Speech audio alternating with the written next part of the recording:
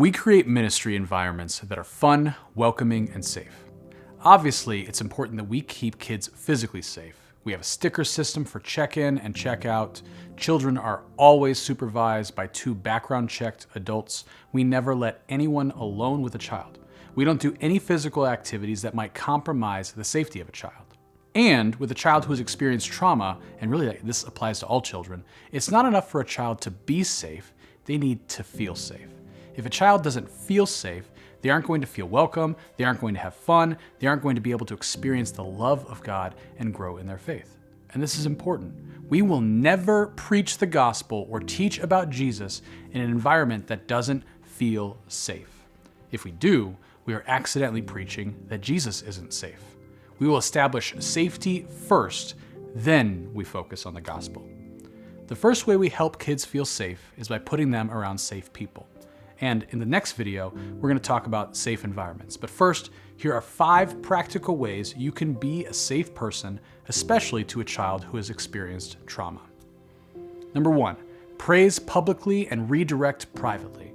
If you see a child doing the kind of behavior you want repeated, say something. Great job helping clean up. I love how you are using your walking feet. You are crushing it at the memory verse.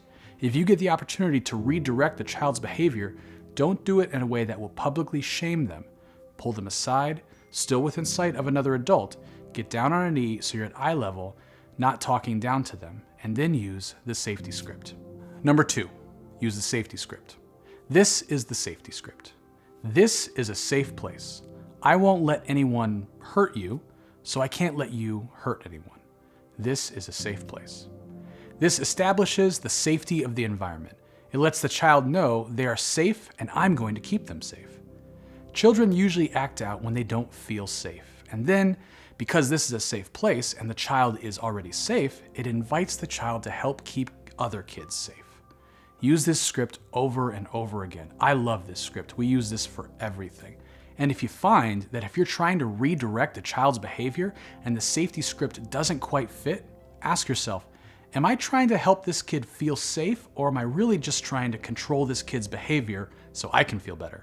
Number 3, the power of yes.